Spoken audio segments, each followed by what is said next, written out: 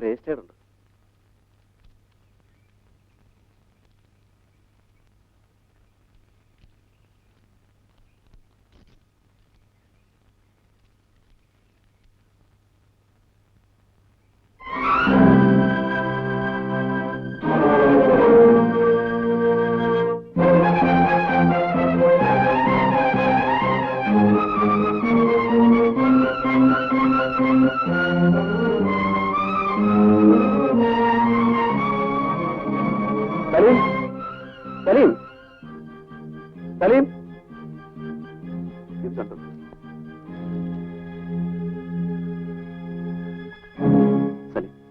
ഏത് വിധത്തിലെങ്കിലും ഇത് തടയണം. എനിക്ക് അവിടെ ഇല്ലാതെ ജീവിക്കാൻ കഴിയില്ല സലീം. രവി ഇങ്ങനെ വിഷമിച്ചാലോ? ഇരിക്കൂ. ഇല്ല സലീം, നീ എങ്ങനെയെങ്കിലും അവിടെ കണ്ടത് തടയണം സലീം. ഞാൻ പോവാം, സമാധാനം വരും.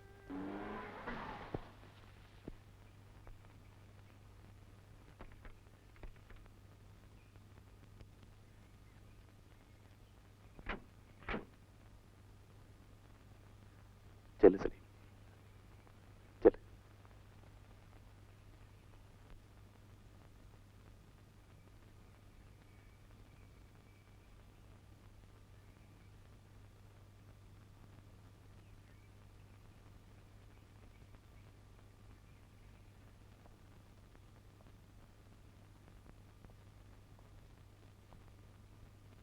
ആരാ? മനസ്സിലായില്ലല്ലോ. ഞാൻ രവിയുടെ നെയ്ബറാ. ഇന്ദുവിനൊന്ന് കാണാമെന്നതാ. എന്താ വിശേഷം? രവിയുടെ കാര്യത്തെക്കുറിച്ച് സംസാരിക്കാമെന്നതാ. രവിയെക്കുറിച്ച് സംസാരിക്കാനാണെങ്കിൽ എന്നോട് സംസാരിക്കാം. ഞാൻ ഇന്ദുവിന്റെ അച്ഛനാണ്. ഇതെന്താണ് സാർ?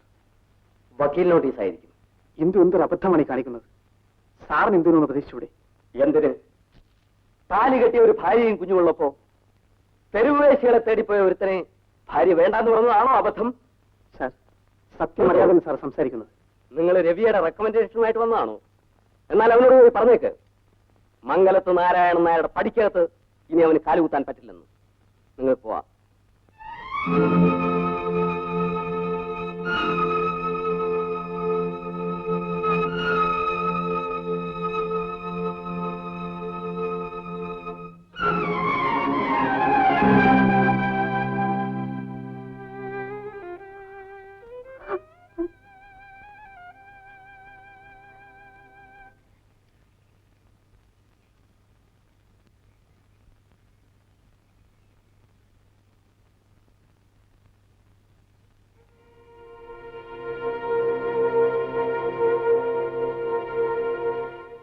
എന്തായി സലീം?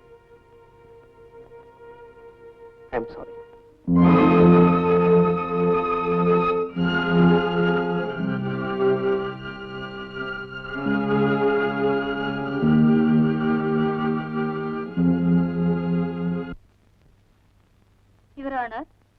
എന്റെ കക്ഷി ഡോക്ടർ ഇന്ദു വിവാഹമോചനം ആവശ്യപ്പെടാൻ സാധൂകരിക്കുന്ന 2 കാരണങ്ങൾ കോടതി മുമ്പാകെ ബോധിപ്പിക്കുവാൻ ഞാൻ ആഗ്രഹിക്കുന്നു. ഏതാനും മാസങ്ങൾക്ക് മുമ്പ് ഹോട്ടൽ ഷാലിമാറിൽ 401 നമ്പർ മുറിയിൽ നിന്നും ഒരു തെരുവുവേശിയോടൊപ്പം അസന്മാർഗിക പ്രവർത്തനത്തിന് പോലീസുകാരാൽ പിടിക്കപ്പെടുകയും തുടർന്ന് മജിസ്ട്രേറ്റ് കോടതിയിൽ നിന്നും CC 342 നമ്പർ കേസിൽ SIT ആക്ട് അനുസരിച്ച് മിസ്റ്റർ രവി ശിക്ഷിക്കപ്പെടുകയും ചെയ്തിട്ടുള്ള എക്സിബിറ്റ് D6 ജഡ്ജ്മെന്റ്.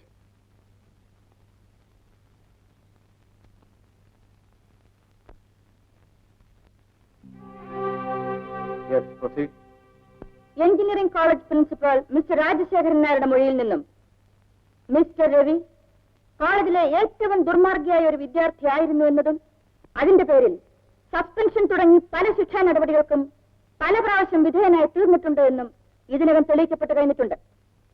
ഒരു വിവാഹത്തിലൂടെ മിസ്റ്റർ രവിയെ തിരുത്തിയെടുക്കാം എന്ന തെറ്റിദ്ധാരണയിലാണ് എന്റെ കക്ഷി ഡോക്ടർ ഇന്ദു മിസ്റ്റർ രവിയെ വിവാഹം കഴിച്ചത്. പക്ഷേ 4 വയസ്സുള്ള ഒരു പെൺകുട്ടിയുടെ പിതാവായതിനു ശേഷവും മിസ്റ്റർ രവി തന്റെ അസന്മാർഗിക പ്രവർത്തികൾ തുടർന്നു വരികയായിരുന്നു എന്ന സത്യം കോടതിയോട് ബോധ്യപ്പെടുത്തുവാൻ തെളിവുകളിലൂടെ എനിക്ക് കഴിഞ്ഞു എന്ന് ഞാൻ വിശ്വസിക്കുന്നു. ആയതിനാൽ എന്റെ കക്ഷിക്ക് അനുകൂലമായി നീതിയുക്തമായ ഒരു വിധി ഉണ്ടാകണമെന്ന് ബഹുമാനപ്പെട്ട കോടതിയോട് ഞാൻ അപേക്ഷിക്കുന്നു. That's all, Your Honor.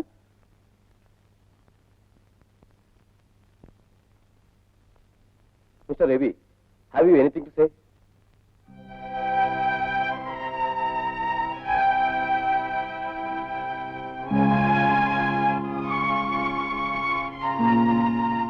No sir. Miss Rajani, നിങ്ങളുടെ കക്ഷി കുട്ടിയെ കൊണ്ടുവന്നിട്ടുണ്ടോ? Yes your honour, she is present. കുട്ടിയെ കൊണ്ടില്ല.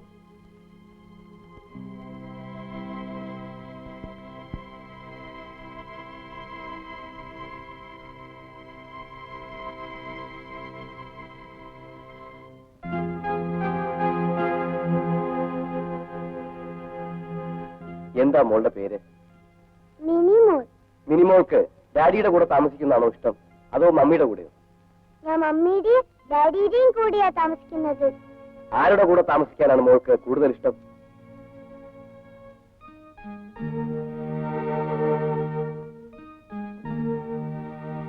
ഡാഡിയുടെയും മമ്മിയുടെയും കൂടെ. Now you can take your child. കുട്ടി എടുത്തോളൂ.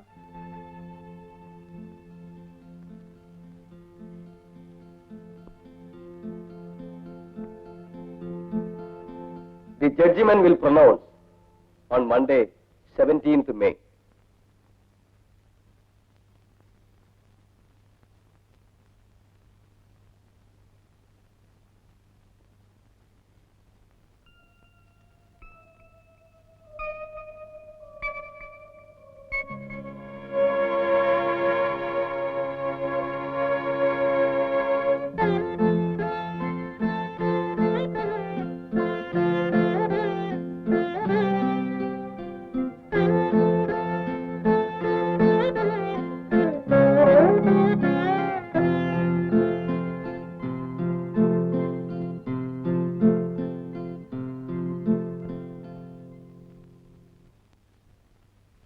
വിവാഹശേഷവും എതിർകക്ഷി മിസ്റ്റർ രവി പരസ്ത്രീകളുമായി ലൈംഗിക ബന്ധം പുലർത്തിയിട്ടുണ്ടെന്ന് സംശയാതീതമായി തെളിയിക്കപ്പെട്ട് കഴിഞ്ഞതിനാൽ ഹിന്ദു മാരേജ് ആക്ട് 13-ാം വകുപ്പ് പ്രകാരം വിവാഹമോചനം അനുവദിച്ചിരിക്കുന്നു.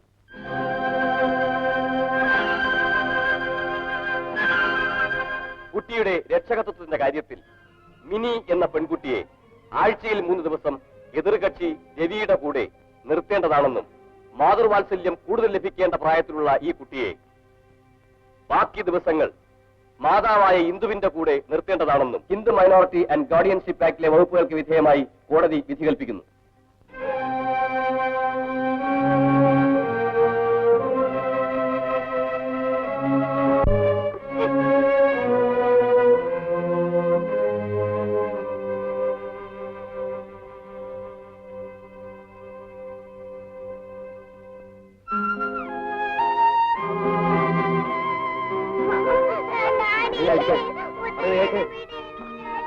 മോളെ വെറുതെ ഇരിക്കേ, പറയുന്നത് കേക്ക്.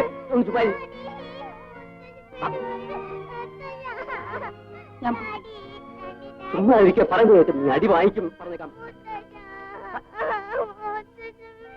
ഒന്ന് ചുമ്മാ ഇരിക്കും മോളെ, പറയുന്നത് കേക്ക്. പോലെ വണ്ടി എടുക്കും. വെറുതെ ഇരിക്കേ.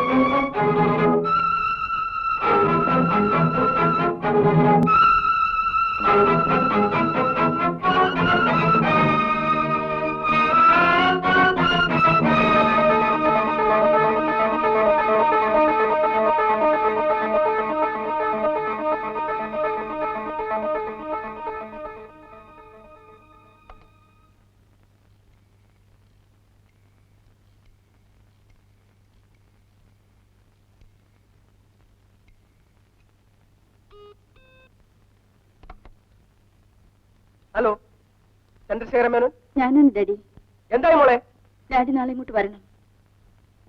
കാര്യങ്ങളൊക്കെ എവിടം വരെയായി മോളെ? എല്ലാം നമ്മൾ പ്രതീക്ഷിച്ച പോലെ തന്നെ. Very good. ആ, ഞാൻ നാളത്തെ ഫ്ലൈറ്റ് എത്തിയേക്കാം. ആ, എന്താ മോളെ, എന്തിനാ ഇത്ര പെട്ടെന്ന് ഡാഡിയെ വിളിച്ചത്? അങ്കിളിന് അറിയാമോ, എന്റെ ജീവിതത്തിലെ ഒരേ ഒരു ലക്ഷ്യം നിറവേറ്റാൻ വേണ്ടിയാണ് ഡാഡിയുടെ അപ്രതീക്ഷിതമായി ഈ വരവ്. മോൾ എന്തായി പറയുന്നത്? സിംഗപ്പൂരിലായിരുന്നു അങ്കിൾ. അതൊന്നും വ്യക്തമായി അറിഞ്ഞിരിക്കില്ല. എന്റെ കുടുംബത്തിന്റെ അന്തസ്സും അഭിമാനം തകർന്നു വീഴാൻ കാരണക്കാരനായി ഒരുത്തൻ ഇന്നിവിടെ സുഖമായി ജീവിക്കുന്നു. അവനോട് എനിക്ക് പകരം ചോദിക്കണം. അങ്കിളിന് അറിയാമോ എന്റെ വിവാഹം മുടങ്ങിയത് എങ്ങനെയാണെന്ന്? എന്റെ കുടുംബത്തിന്റെ മാനം പോകാൻ കാരണക്കാരൻ ആരാണെന്ന് അങ്കിളിന് അറിയാമോ? ഇന്ദുവിന്റെ ഭർത്താവായ എഞ്ചിനീയർ രവി. അവൻ ഇന്ദുവിന്റെ ഭർത്താവ് അല്ലാതാകണം. അത് ഞാൻ നേടിക്കഴിഞ്ഞു. അവനിന്ന് ഇന്ദുവുമായി യാതൊരു ബന്ധവുമില്ല. എനിക്കൊന്നും മനസ്സിലാവുന്നില്ലല്ലോ മോളെ. ഡാഡി വരട്ടെ, ഞാൻ എല്ലാം വ്യക്തമാക്കാം. ഡാഡി എപ്പോഴാ വരുന്നത്? നാളെ മോർണിംഗ് ഫ്ലൈറ്റിന്.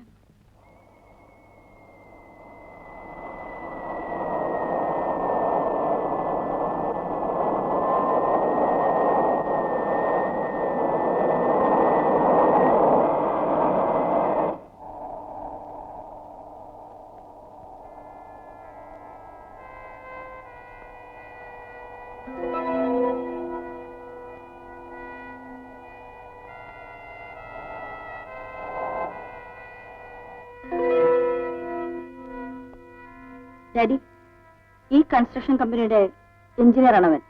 ഓ, ആരാണ് എന്റെ പ്രൊപ്പറേറ്റർ? ഐസക് എന്ന് പറഞ്ഞ ഒരാളാണ്.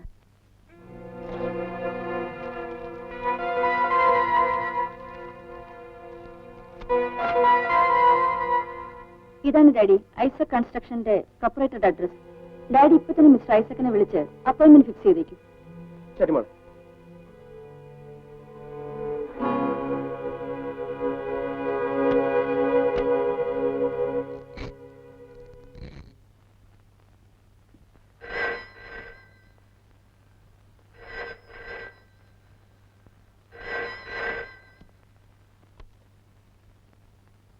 Hello. Mr. Isaac there? Yes, speaking. I am Chandrasekhara Menon from Bangalore. Yes, what can I do for you?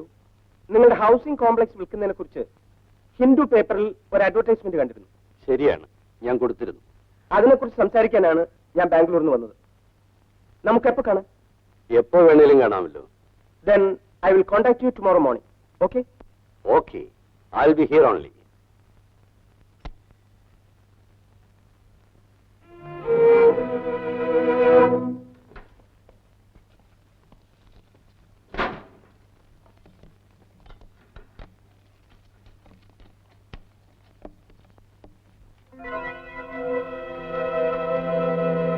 ഇതിന്റെ വർക്ക് പൂർത്തിയാകാൻ എത്ര മാസം വേണ്ടിവരുമെന്നാണ് മിസ്റ്റർ ഐസക്കിന്റെ നിഗമനം? We can finish within 3 months. 3 മാസം മതിയാവും. ഇവിടുത്തെ വർക്കേഴ്സ് ഒക്കെ എങ്ങനെയാ? പ്രത്യേകിച്ച് കുഴപ്പമൊന്നുമില്ല. പിന്നെ കുറച്ച് പൊട്ടലും ചീറ്റലും ഒക്കെ ഉണ്ട്, സാധാരണയല്ലേ. ആ, ഞാൻ പറഞ്ഞില്ലേ, ഇതാ മിസ്റ്റർ രവി, നമ്മുടെ എഞ്ചിനീയർ. ഹലോ.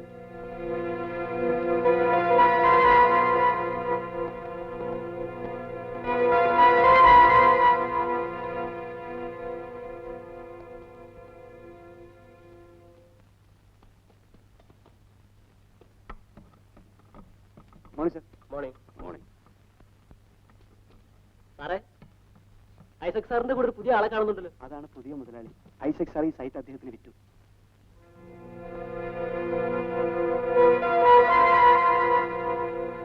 ഇവളില്ലായിരുന്നെങ്കിൽ അന്നേ ഞാൻ അവനെ അവസാനിപ്പിക്കുമായിരുന്നു. കൂട്ടുകാരിയെ വിവാഹം കഴിച്ചു എന്ന ഒരൊറ്റ കാരണം പറഞ്ഞ് രജനി എന്നെ തടയുകയായിരുന്നു. ഇന്ദുവിന്റെ വിവാഹം വരെ നിങ്ങൾ ഇതിന് കാത്തിരുന്നു. അത് വളരെ അപ്രതീക്ഷിതമായിരുന്നു. ആ വിവാഹം നടക്കുമെന്നൊരു മുന്നറിയിപ്പ് ഉണ്ടായിരുന്നെങ്കിൽ രജനി തന്നെ അത് മുടക്കുമായിരുന്നു. ഏതായാലും ഇനി ഈ സന്ദർഭം ഞാൻ പാഴാക്കില്ല.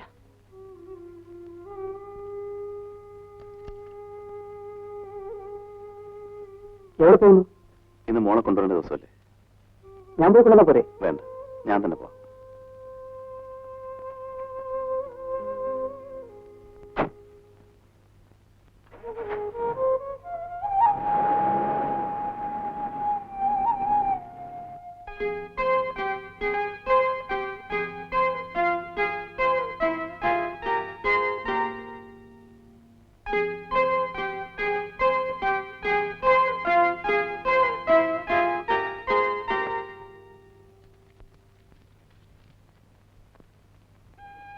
തന്ത വരുന്നു എന്ന് പറഞ്ഞപ്പോ അവളുടെ ഒരു വെപ്രാളം കണ്ടില്ലേ?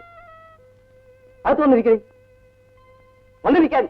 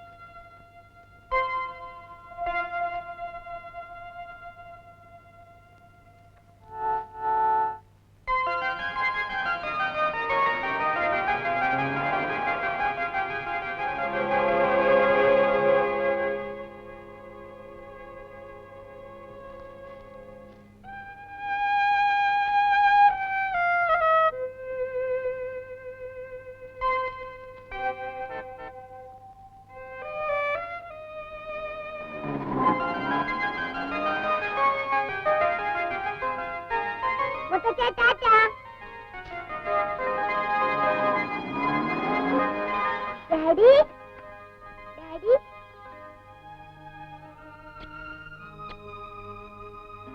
ഡാഡി, എത്ര നേരമായി ഞാൻ കാത്തിരിക്കുന്നു.